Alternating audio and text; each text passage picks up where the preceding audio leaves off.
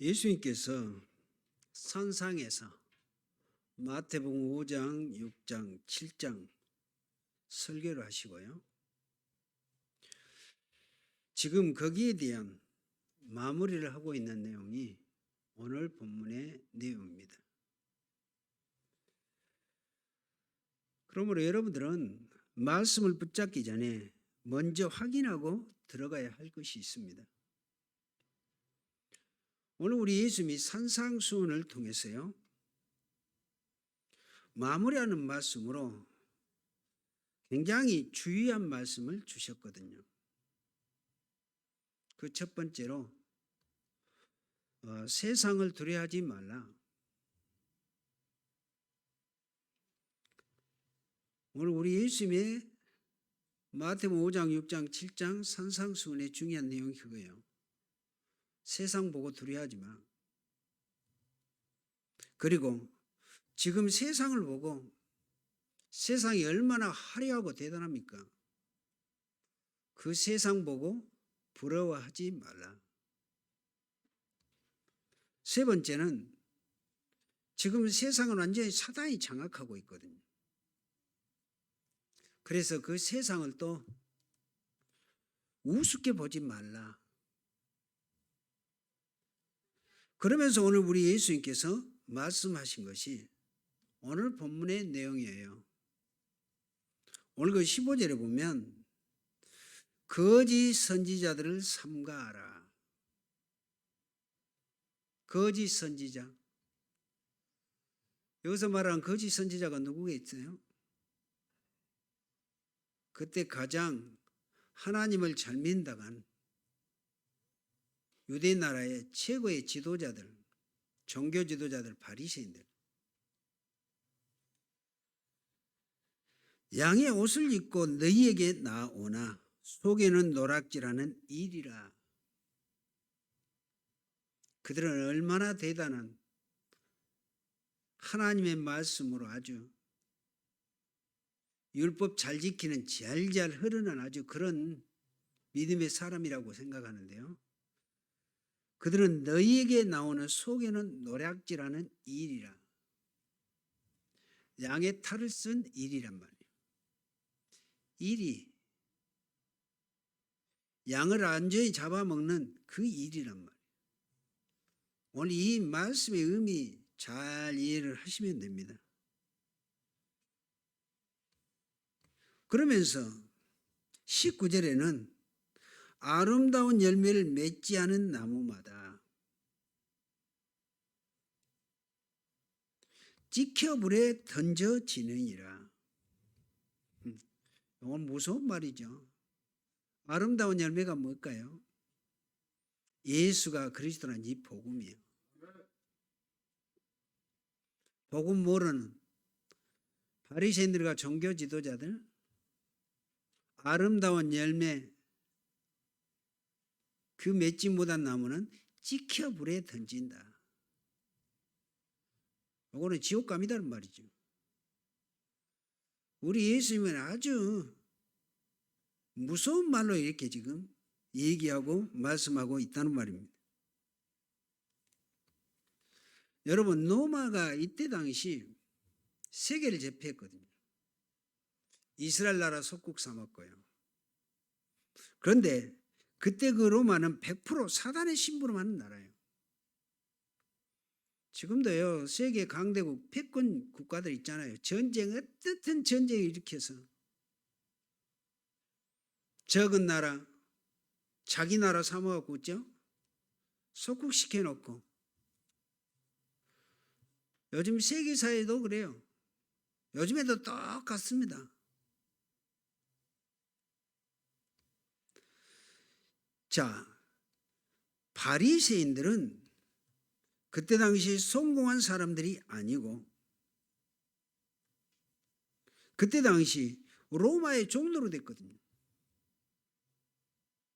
그때 당시 이스라엘의 이 종교 지도자들은 로마의 하수인 짓거리 있단 말이에요.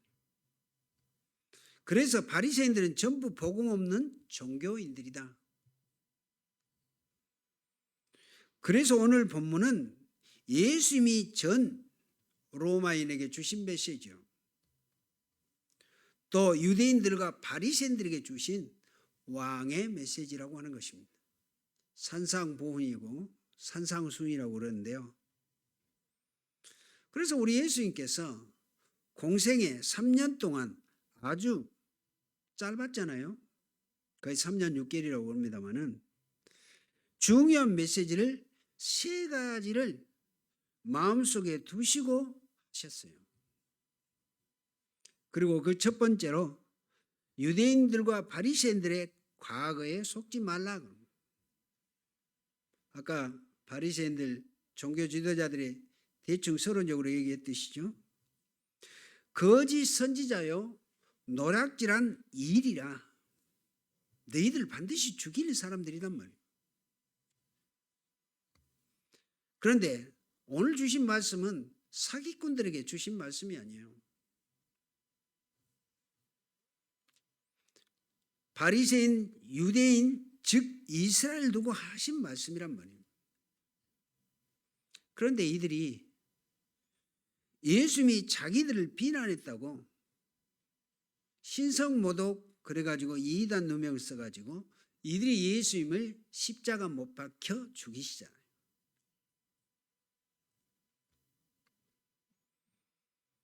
그 우리 예수님이 앞으로 유대 나라 몇십 년 안 있으면 이 나라는 반드시 없어진다고 예언하셨죠. 예수님이 이런 주의를 우리 예수님이 3년 6개월 동안 공생애 때 계속 주셨던 말씀이에요. 오늘도 그 말씀이고. 그러면서 바리새인 유대인들이 그들이 하고 있는 과거에 속지 말라. 여러분 그 말이 무슨 말일까요?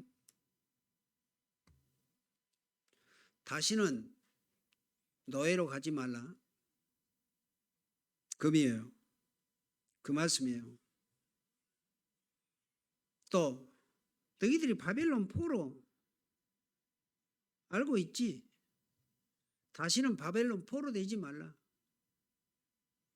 지금 너희 나라가 로마에 속국되어 있는데 속국되지 말라. 이스라엘은 이미 사단의 노예 포로 속국되어 있었단 말이에요. 그래서 앞으로 이들에게 속지 말라. 그 메시지거든요. 그러면서 오늘에 일어나는 것을 보고 두려워하지 말라.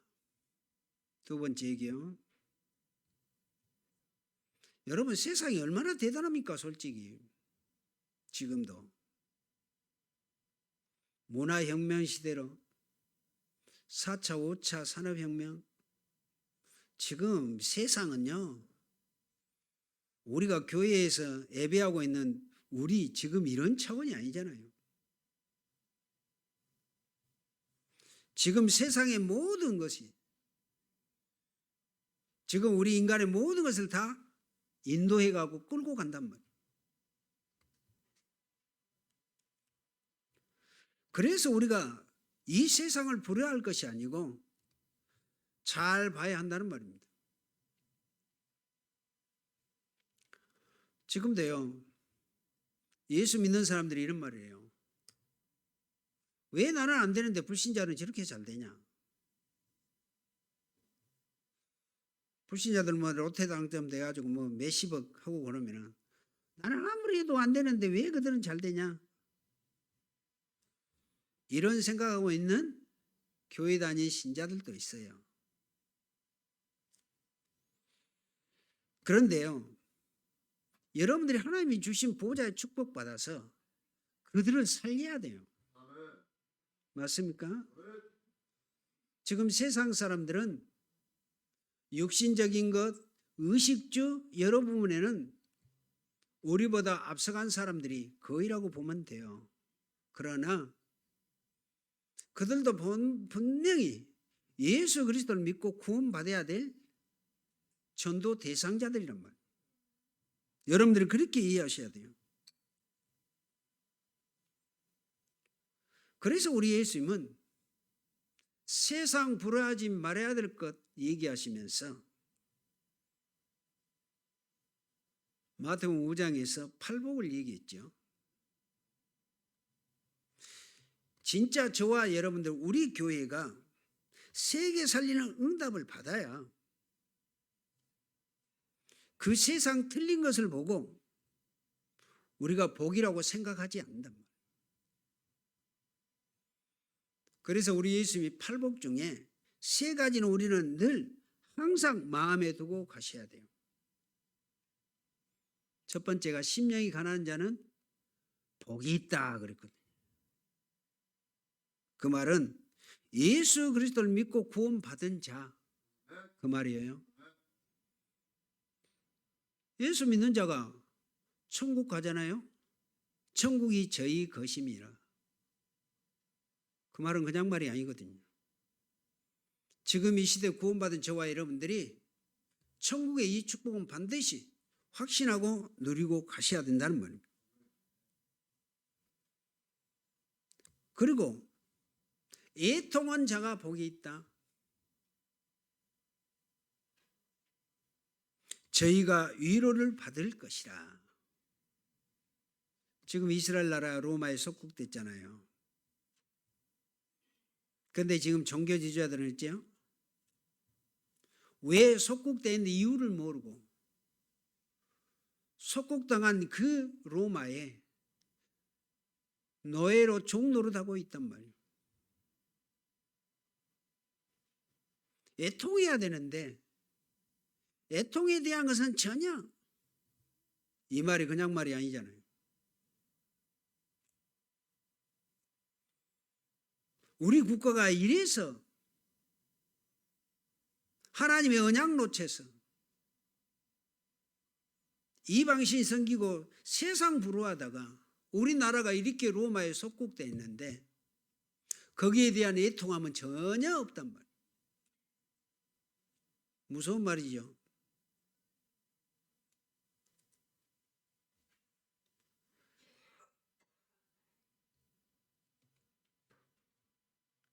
그러면서 의에 줄이고 나를 위하여 핍박받는 자는 복이 있다.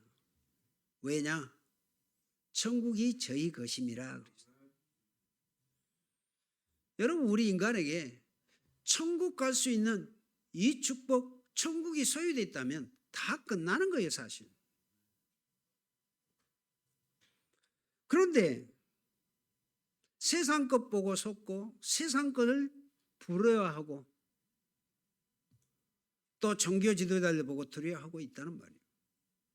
너희들은 이미 천국을 소유한 하나님의 자녀인데, 그 우리 예수님은 지금 그 말씀을 하는 것입니다. 그러면서 미래를 놓고 두려워 말라. 미래. 여러분, 미래 어쩝니까? 확신하고 가십니까? 아직도 내 미래는 불안정하고 아직 두렵다. 세 가지를 꼭 기억하셔야 돼요.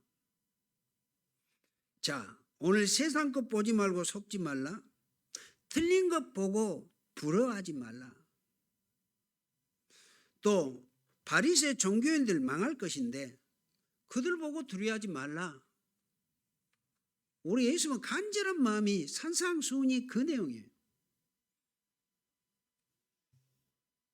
오늘 또 우리 예배를 통해서 우리 예수님께서 말씀을 주신 내용이 그런 내용이란 말이에요. 오늘 저와 여러분들 구원받은 하나님의 자녀라면 이 부분을 아주 우리는 좀 자세히 확신하고 좀 가야 될 부분입니다. 여러분, 우리 예수님이 예언했죠.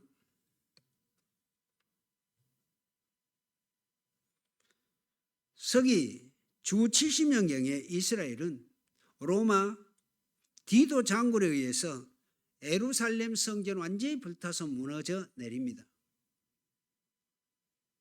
그 성전은 불타도 상관없어요. 왜? 구약의 성전의 주인공인 예수님이 오셨기 때문에. 그래서요, 그 성전은 더 이상 필요한 게 아니란 말이에요. 이스라엘 나라는 피제사 드릴 필요가 없어. 예수님이 오셨으면 예수만 믿으면 돼요. 그래서 그 성전이 불탔는데 예수님이 약속했잖아요. 헤롯 성전 앞으로 돌 위에 돌 하나도 남기지 않고 다 흘리우리라.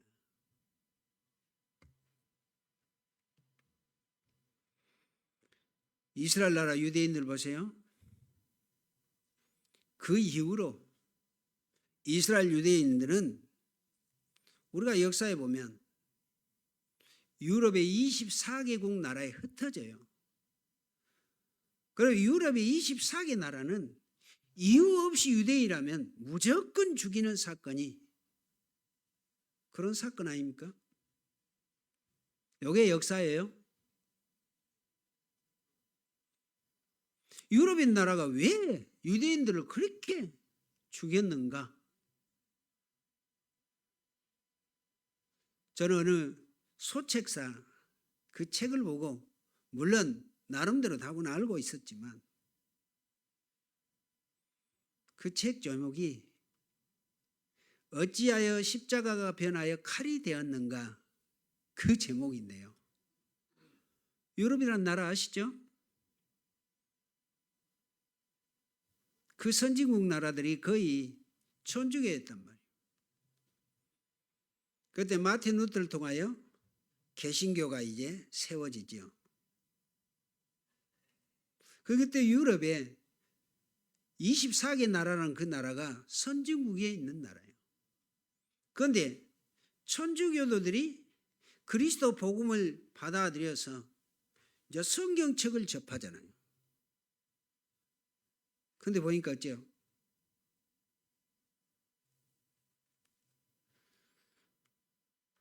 성경에 보니까 아까 제가 서론에 얘기했듯이 바리새인들 종교 지도자들이 예수님을 죽이는데 앞장섰고 이들이 죽이잖아요.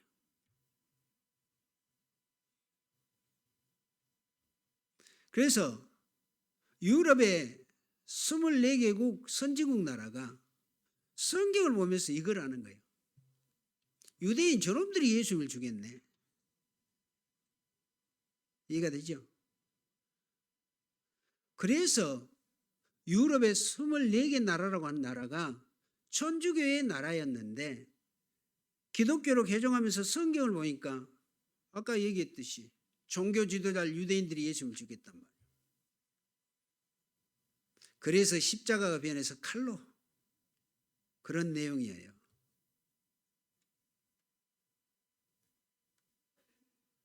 그 이유 없이요.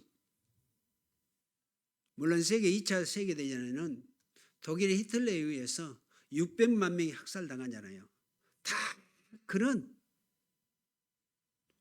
역사 연루성이 있고 예수를 죽였던 장보인들이 유대인 역사 흐름이 그렇게 되어 있습니다. 그래 1900년 동안 이유 없이 유대인들은 학살을 당해요. 그런데 늘 얘기하죠. 초대교회 바울사도 그 위에 7명의 렘넌트들 소수를 통해서 하나님은 어쩝니까? 나라를 회복시키고 국가를 살리고 세계복음화의 역사 이뤘다는 사실이에요. 7명 렘넌트 중에 우리가 요셉 얘기합니다. 요셉은 세계복음화의 언약 붙잡았지만 수없는 어려움 많이 당했잖아요.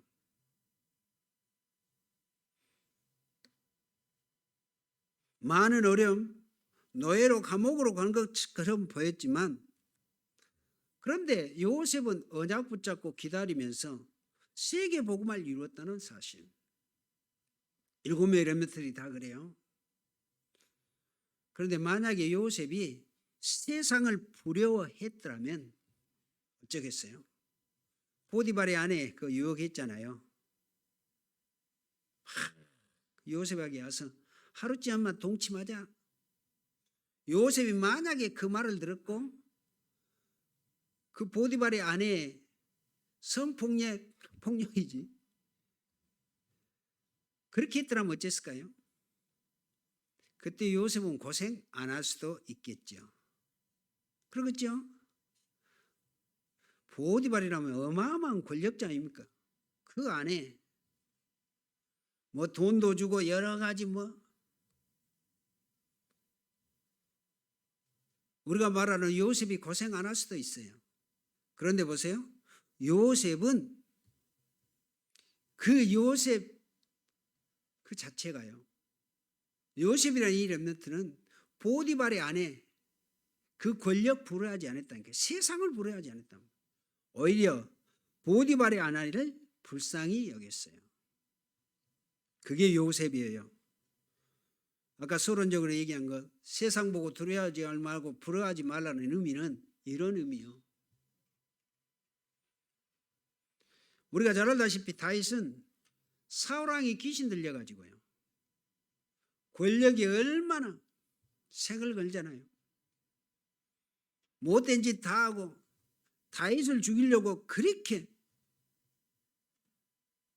사울왕의 왕 약 20년 동안 사울왕은 다윗 하나 죽이는데요. 왕권 모든 걸 다 소비했던 사람이에요. 그런데 다윗은요.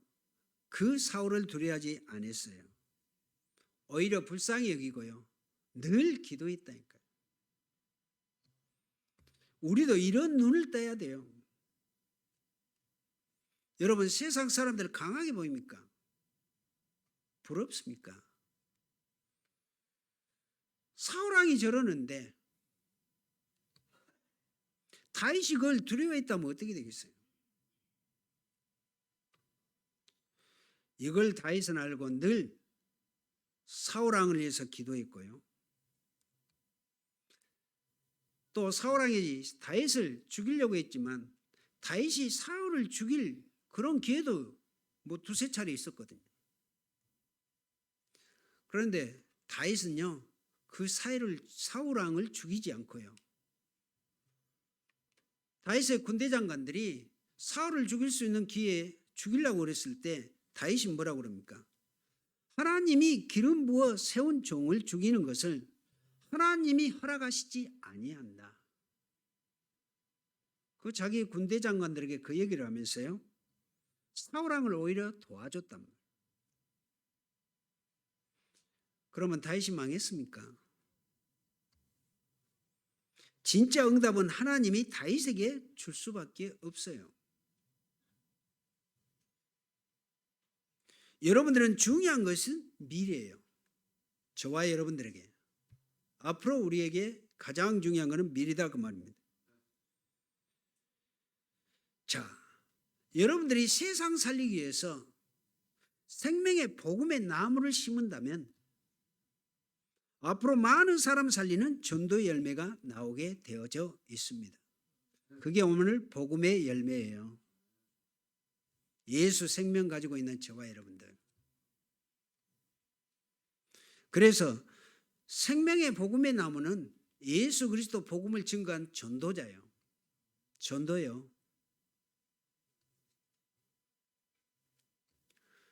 더 중요한 것이 여러분의 기도를 전부 천사들이었죠. 우리 기도 싹 모아다가 그 심부름에서 하나님한테 상달시킨 것이 천사들이 할 일이에요. 그래서 하나님 보좌에 딱 그리스도에 당기도록 우리가 계시록 8장 3절에서 5절에 보면 사도 요한이 그때 당시 유대인들과 바리새인들 종교 지도자들 로마 정치 그 안에서 사도 요한이 완전 홀로 섬에 갇히게 되죠. 그런데 사도 요한이 환상 중에요.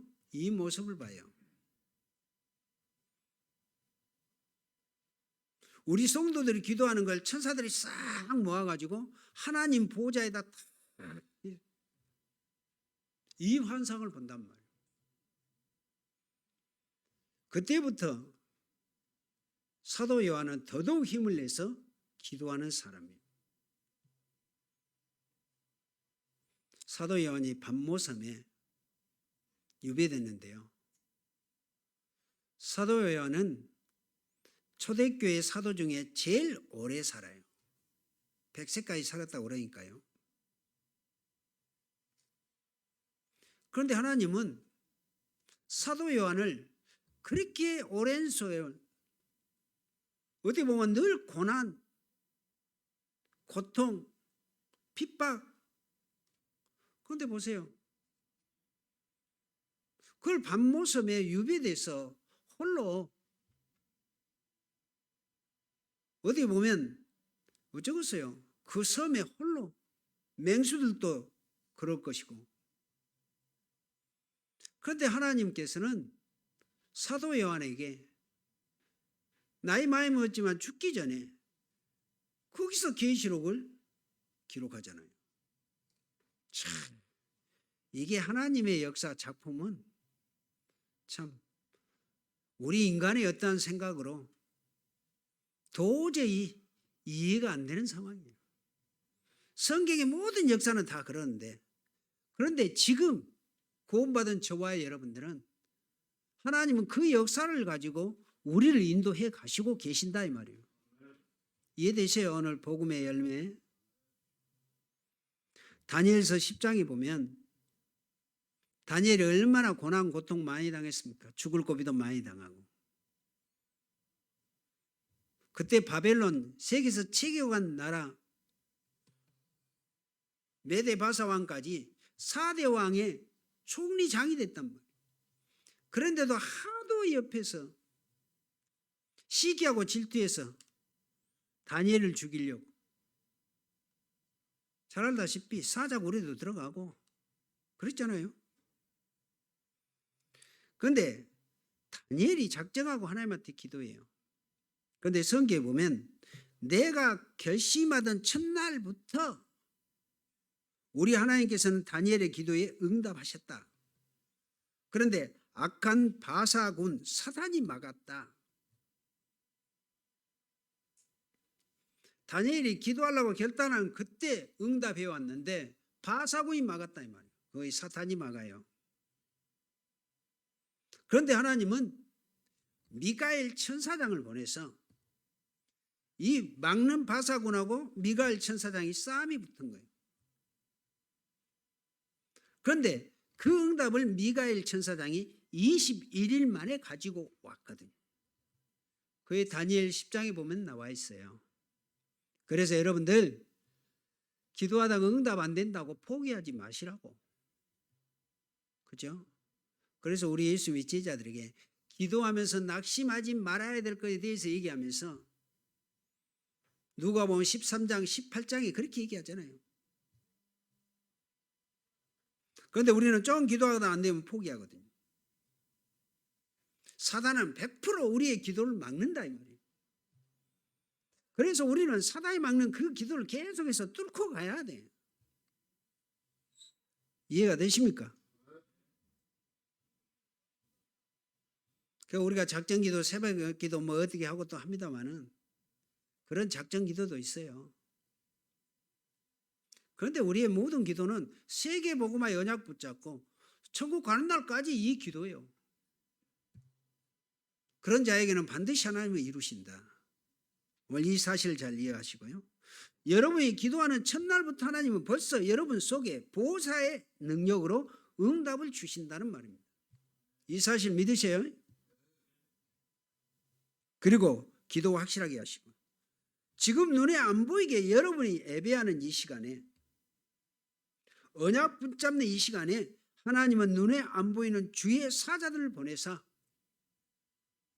보호자의 축복으로 반드시 응답하신다는 말씀입니다. 오늘 결론입니다. 그래서 여러분들은 세 가지 캠프를 하라 그랬어요. 요즘 말씀 흐름이 세 가지 캠프 얘기예요. 세 가지 캠프가 뭘까요?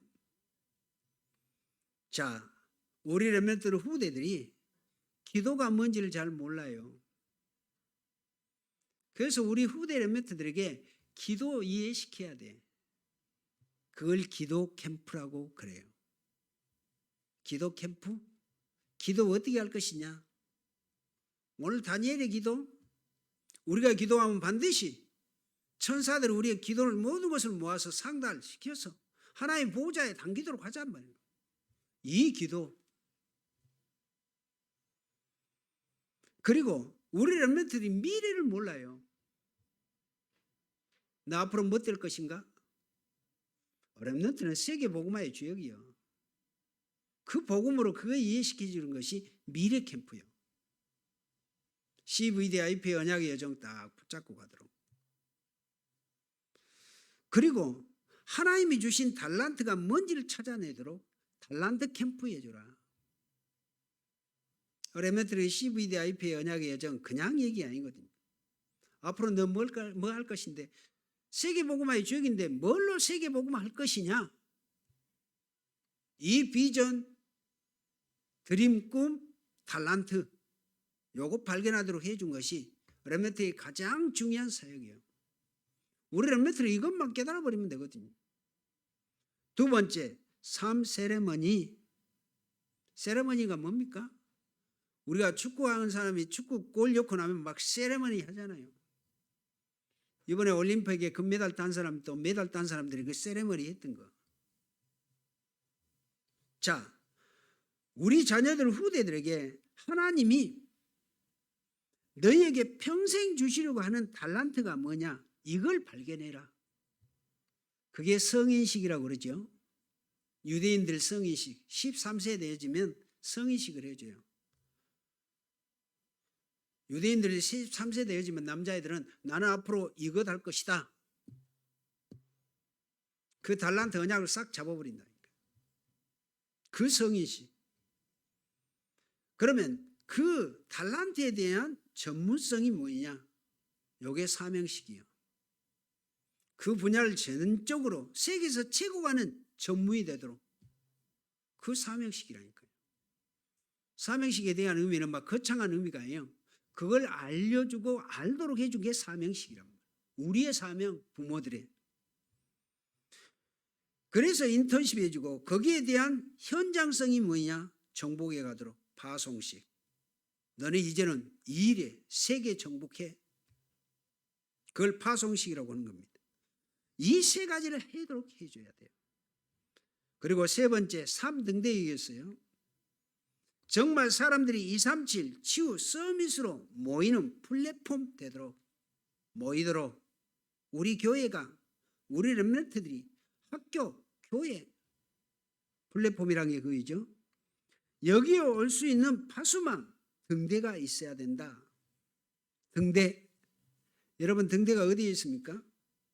바다에 보면 눈에 안 보이는 밑에 위험한 암초가 있잖아요. 그리고 또 섬이 있잖아요. 바다 한가운데 섬에는 반드시 등대가 있어야 돼요. 왜? 배들이 가다가 안 보이면 안개나 뭐 있으면 그냥 가다 보면 어떻게 돼요? 밤에 등대가 꺼져 있다면 어떻게 되냐 이 말이에요. 이런 파수할 수 있는 등대, 파수망이 필요하다. 그리고 실제로 하나님과 세상과 모든 보호자의 능력을 소통할 수 있는 안테나.